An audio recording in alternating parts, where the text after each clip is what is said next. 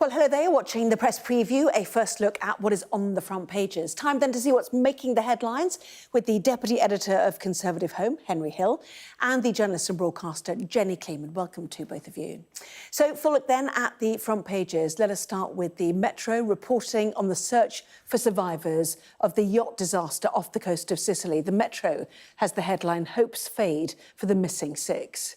The Telegraph says Italian authorities are investigating whether hatches were left open and may have caused Mike Lynch's super yacht to sink.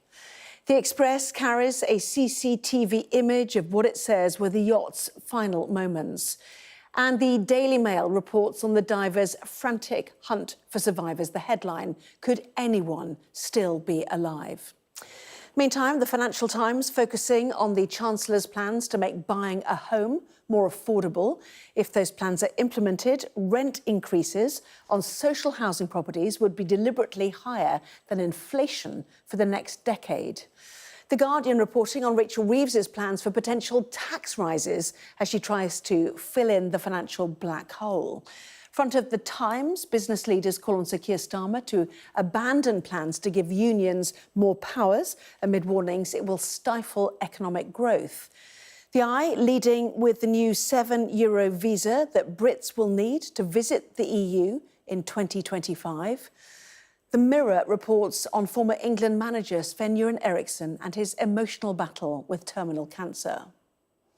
While the Star calls for the inclusion of Werther's original sweets, or Weather as it says here, in more recipes. Jenny, you nodded. I don't know why. Find out later. Anyway, a reminder, by scanning the QR code you'll see on screen during the programme, you can check out the front pages of those newspapers while you listen to our guests. Let's head to Henry and Jenny.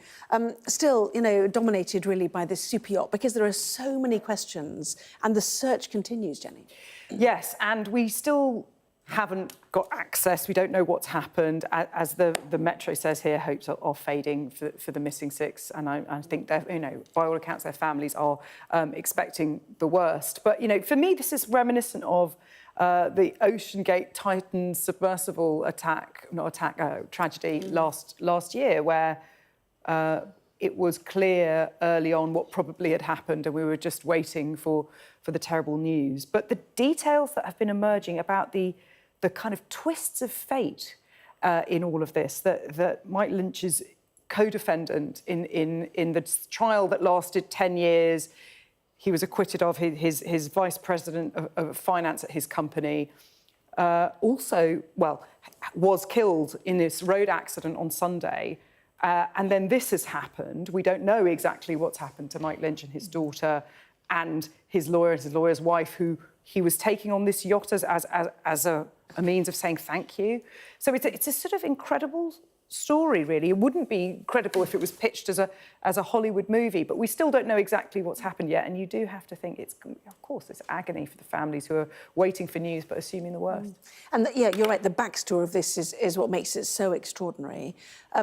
But still, we're waiting for news of families, is the point, isn't it? And I spoke to the co-founder of Mike Lynch's company, who said he was still hoping for a miracle because Mike Lynch was such a loss to the future of this nation in terms of his intellect and what he could offer the tech world.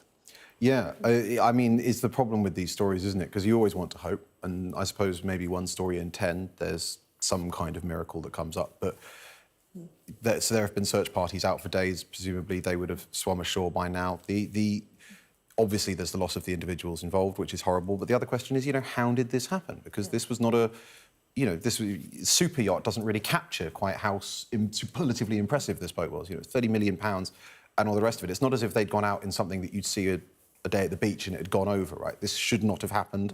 This was designed not to happen. So I think it was the Telegraph is saying that there's now the investigation has expanded to whether or not the crew simply didn't do something they should have done to make the boat storm ready, and whether or not there might be criminal liability there for some of the crew. But obviously, if they can't get their families back, what the families all want is closure, and that means finding out why this sank. But if you're, yachting in a hot country, you do leave hatches open. If there isn't a warning of weather systems coming through, of the ferocity of this tornado, this sea spout that came so quickly, and the dramatic new footage that You know, we've had this evening showing in the glimmering darkness the mast lights on this yacht, and then, you know, amidst the storm and the rain and the blurry graininess of this footage, it disappears, a moment we're not showing.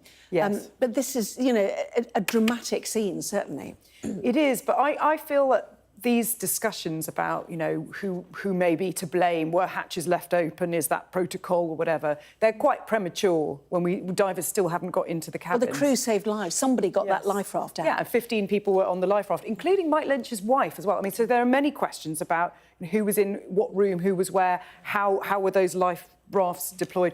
I think it's too early, before we even know what has happened to these 6 people who are missing, to be pointing fingers of blame about what happened, or obviously what they'll need to do. The divers that are going down there can only go down for 10 minutes at a time. It's very difficult conditions. I think they need to get the boat, get the boat off the seabed or wherever it is, and then they'll be able to answer these questions. And it's at a 90-degree angle. You know, it's tilting. It makes it even harder. As you say, decompression issues, the bends, as we call them, means you can't stay down long, such is the depth. I mean, it's very difficult. But, these are all intriguing questions. The mast itself, made of aluminium. Other masts are the same size, made of carbon, which is lighter, you know, nearly 75 metres high. You know, questions go on, don't they, of what might have happened. And in terms of those who are missing, these are, you know, senior individuals in the tech and business world, aren't there? And people will be, you know, mourning and missing them and waiting to see what's happened to them. Yeah, absolutely. And as you say, it's not just, obviously it's primarily a human tragedy, but when a boat full of very able captains of industry goes down, that has knock-on consequences. They will have employees.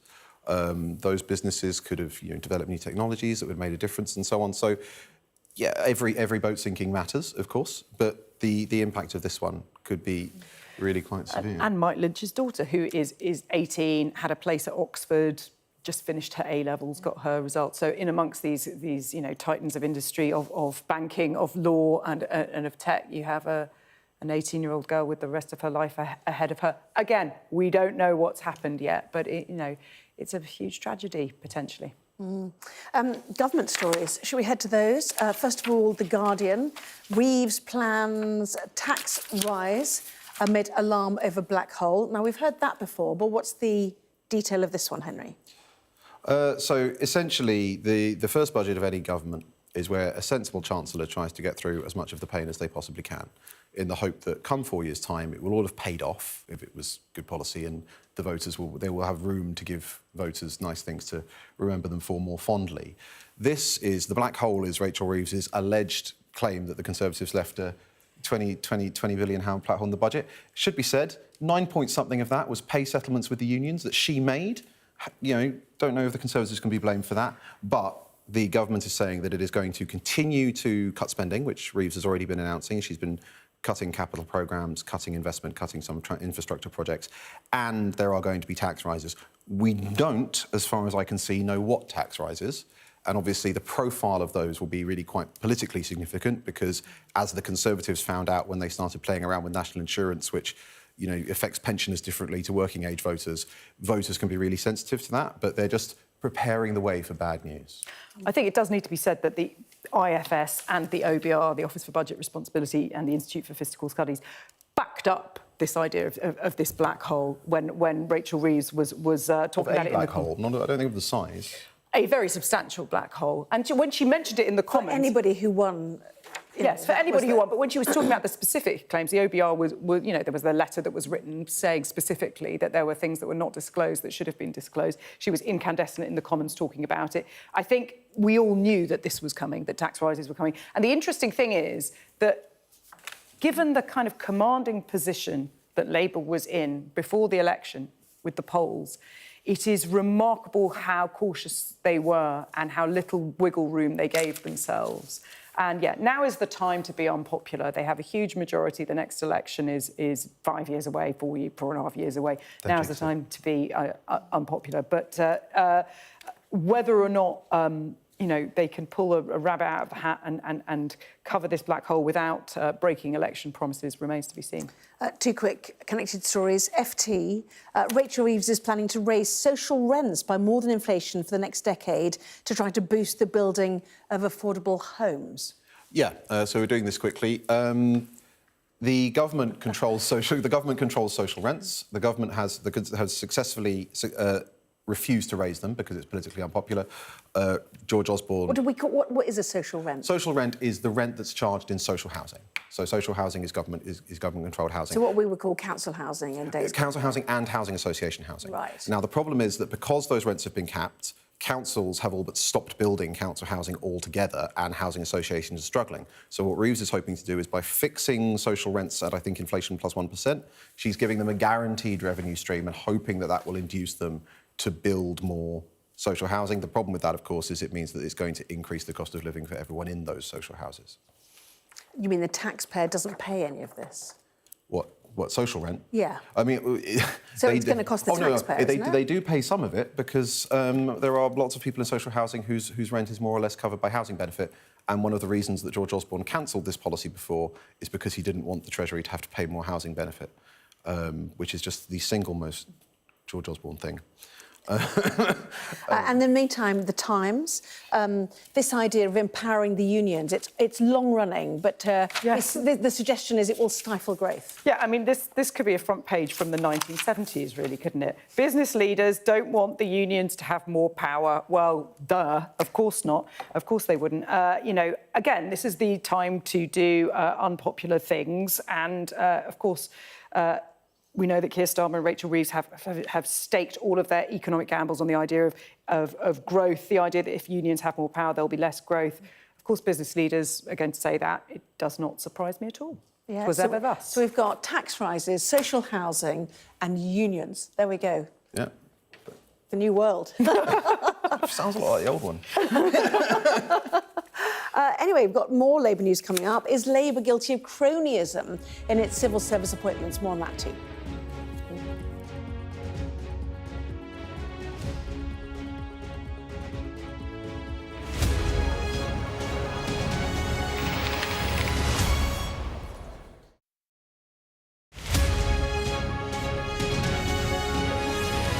I think the big thing about Hoddit was that he not only was he the first, he was incredibly determined. He had a lot of obstacles that he had to overcome in order to fly with the RFC, and he never gave up on that. So he was a very, very determined character, very likable, had lots of friends. You know, particularly amongst sort of high society. He went to Oxford. He was at Balliol College. So. Yeah, it was his determination to succeed and to prove to his family back in India that he could make something of himself and to sort of overcome all the obstacles in his way in the UK that make him so special. He was in a situation where, because he was not British and not British born, he wasn't allowed to join the British Royal Flying Corps in Britain, and he had to overcome that. And he actually overcame that by threatening to join the French Air Force. He was with the French Red Cross for a while before he started his basic training. And how far did he take it? What sort of planes did he fly? The planes, I mean, the famous one is the Sopwith Camel, which was a fantastic plane when it was up in the air, but it was actually very, very difficult to control and very difficult to land. And quite a few pilots died whilst training in the Sopwith Camel. But he was again, determined to succeed. He didn't let the sort of dangers of it stop him. He saw it as, once he started doing it, he saw it as his duty to make sure he, you know, became the best that he could be in terms of piloting. I used his autobiography as a large part of my research, and once he was in the air, once he was part of the Corps, he didn't seem to have very many obstacles at all. People took to him very, very quickly. He, as I said, he was a very sociable character, so very friendly, and he had lots and lots of contacts. He made friends with people very easily. It was more beforehand, it was the fact that he wore a turban. So at his basic training in Aldershot, the sergeant major in his first couple of days objected to his turban, and then he had to have a special helmet made, which was made by a hatter, I believe, in Piccadilly Gardens, that he could fit over the top of his turban while he was flying. And it meant that when he got to Biggin Hill eventually, they described him as the Flying Hobgoblin. That was his nickname.